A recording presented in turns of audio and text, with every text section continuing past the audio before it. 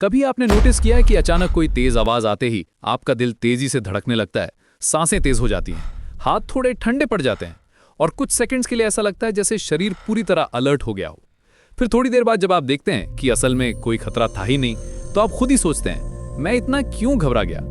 यही वो मोमेंट है जहां से एक बहुत इंटरेस्टिंग साइंटिफिक कहानी शुरू होती है, क्योंकि सच ये है कि डर लगना कोई कमजोरी नहीं है, बल्कि ये हमारे शरीर का एक बेहद एडवांस्ड सर्वाइवल सिस्टम है जो लाखों साल की एवोल्यूशन के बाद हमारे अंदर डेवलप हुआ है। लेकिन मॉडर्न लाइफ में यही सिस्टम कभी कभी ओवर रिएक्ट भी करने लगता है। इस वीडियो में हम स्टेप बाय स्टेप आसान भाषा में समझेंगे कि डर आखिर लगता क्यों है, डर के समय ब्रेन और बॉडी के अंदर कौन कौन से साइंटिफिक चेंजेस होते हैं और क्यों आज के समय में बिना असली खतरे के भी हमें फियर महसूस होता है। सबसे पहले समझते हैं कि साइंटिफिकली फियर है क्या।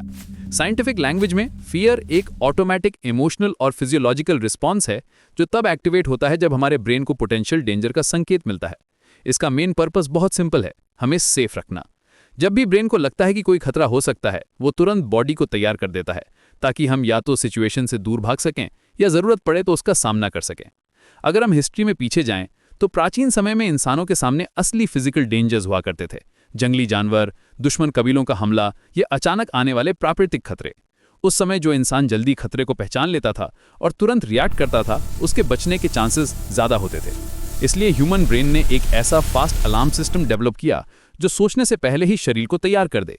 यही अलार्म सिस्टम आज भी हमारे अंदर मौजूद है। अब सवाल आता है कि डर की शुरुआत होती कहाँ से है। जब आपकी आंखें, कान या त्वचा कोई अनयूजुअल या सस्पिशियस सिग्नल पकड़ते हैं तो ये इन्फॉर्मेशन सबसे पहले ब्रेन के एक हिस्से तक पहुंचती है जिसे थैलेमस कहा जाता है। थैलेमस को आप सेंसरी रिले स्टेशन समझ सकते हैं, क्योंकि ये बाहरी दुनिया से आने वाली जानकारी को आगे प्रोसेस होने के लिए भेजता है। यहाँ से सिग्नल दो अलग अलग रास्तों से आगे बढ़ सकता है। पहला रास्ता है फास्ट पाथ, जिसे लो रोड भी कहते हैं। इस रास्ते में सिग्नल सीधे एमिगडाला तक पहुंच जाता है। एमिगडाला ब्रेन का वो हिस्सा है जिसे फियर प्रोसेसिंग सेंटर माना जाता है। ये बहुत तेज़ी से काम करता है और कई बार पूरी जानकारी मिलने से पहले ही अलार्म बजा देता है। इसी वजह से कई बार हमें रस्सी भी सांप जैसी लग जाती है। ब्रेन पहले सेफ्टी को प्रायोरिटी देता है, एक्यूरेसी को बाद में। दूसरा रास्ता है स्लो पाथ, जिसे हाई रोड कहा जाता है। इसमें सिग्नल थैलेमस से सेरेब्रल कॉर्टेक्स तक जाता है, जहाँ डिटेल्ड एनालिसिस होता है। यहाँ ब्रेन लॉजिकली इवैल्यूएट करता है कि सामने जो चीज़ है वो सच में खतरा है या नहीं। फिर ये इन्फॉर्मेशन एमिगडाला तक पहुँचती है। ये रास्ता ज़्यादा एक्यूरेट होता है लेकिन थोड़ा धीमा होता है। अब समझिए असली एक्शन कहाँ शुरू होता है। जैसे ही एमिगडाला को स्लाइटेस्ट भी शक होता है कि खतरा हो सकता है, वो तुरंत हाइपोथैलेमस को एक्टिवेट करता है। हाइपोथैलेमस बॉडी के कई ऑटोमेटिक फंक्शंस को कंट्रोल करता है। इसके एक्टिवेट होते ही सिंपैथेटिक नर्वस सिस्टम चालू हो जाता है और यहीं से शुरू होती है फेमस फाइट और फ्लाइट रिस्पॉन्स। फाइट और फ्लाइट रिस्पॉन्स का मतलब है कि शरीर तुरंत डिसाइड करता है कि सिचुएशन से भागना है, लड़ना है या कुछ पल के लिए फ्रीज हो जाना है। ये डिसीजन इतना तेज होता है कि हमें कॉन्शियसली सोचने का मौका भी नहीं मिलता। सिंपैथेटिक नर्वस सिस्टम एक्टिवेट होते ही एड्रेनल ग्लैंड्स को सिग्नल भेजा जाता है और कुछ ही सेकंड्स में ब्लड में एड्रेनलिन और नॉर एड्रेनलिन तेजी से रिलीज होने लगते हैं। एड्रेनलिन को आप बॉडी का इमरजेंसी एनर्जी बूस्टर भी कह सकते हैं।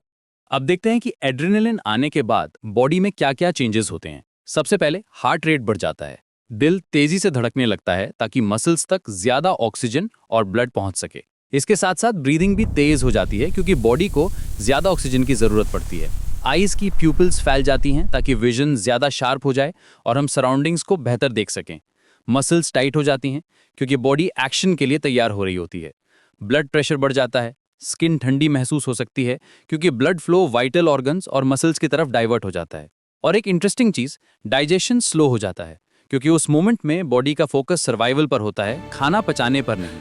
यानी शॉर्ट में कहें तो डर लगते ही आपका पूरा शरीर एक मिनी सर्वाइवल मशीन में बदल जाता है। लेकिन अब आता है सबसे इंटरेस्टिंग पार्ट। अगर ये सिस्टम इतना यूजफुल है तो फिर मॉडर्न लाइफ में हमें इतनी बार बेवजह डर क्यों लगता है? इसका जवाब एवोल्यूशन में छुपा है। हमारा ब्रेन जिस एनवायरनमेंट के लिए इवॉल्व हुआ था वो आज की दुनिया से बहुत अलग था। पहले खतरे ज्यादातर फिजिकल होते थे और तुरंत जान का जोखिम पैदा करते थे। लेकिन आज के समय में ज्यादातर खतरे साइकोलॉजिकल हैं, जैसे एग्जाम का प्रेशर, पब्लिक स्पीकिंग का डर, सोशल रिजेक्शन का डर, फ्यूचर की चिंता या ओवर थिंकिंग। समस्या ये है कि brain in modern psychological threats और पुराने फिजिकल थ्रेट्स के बीच साफ फर्क नहीं कर पाता। उसके लिए दोनों ही सिचुएशंस पोटेंशियल डेंजर जैसी लग सकती हैं। इसी कॉन्सेप्ट को मिसमैच हाइपोथेसिस कहा जाता है।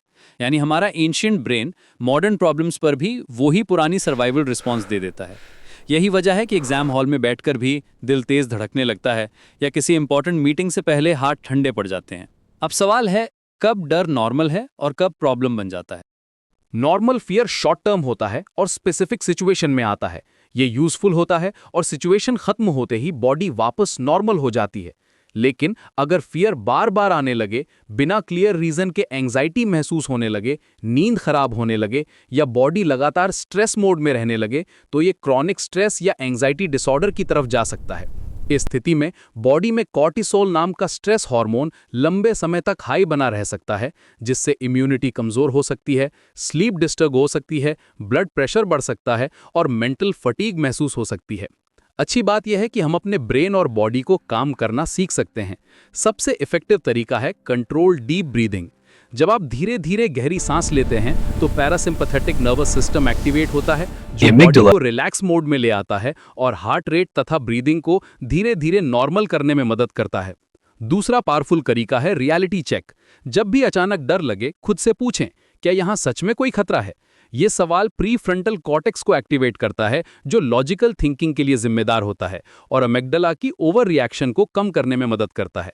तीसरा तरीका है ग्रेजुअल एक्सपोजर।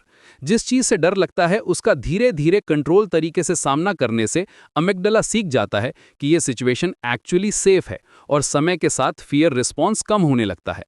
अंत में सबसे इंपॉर्टेंट बात याद रखिए, डर आपकी कमजोरी नहीं है, यह आपके ब्रेन का एक बेहद intelligent, highly evolve survival program है, जो मिली सेकेंड्स के अंदर आपके पूरे शरीर को प्रोटेक्ट करने के लिए तैयार कर देता है। हाँ, मॉडर्न लाइफ में यह सिस्टम कभी कभी ज़रूरत से ज़्यादा सेंसिटिव हो जाता है, लेकिन जब आप इसके पीछे की साइंस समझ लेते हैं तो आप डर से भागते नहीं, आप उसे समझकर मैनेज करना सीख जाते हैं। और सच कहें तो जिस दिन आप अपने डर के पीछे चल रही इस पूरी बायोलॉजिकल स्टोरी को समझ लेते हैं, उस दिन डर आपको उतना स्केरी नहीं लगता, क्योंकि तब आपको पता होता है ये सिर्फ आपका ब्रेन है जो आपको सेफ रखने की पूरी कोशिश कर रहा है। New video will be uploaded soon. Next video भी कुछ इन्फॉर्मेटिव ही होगी। किकी पिकी बू।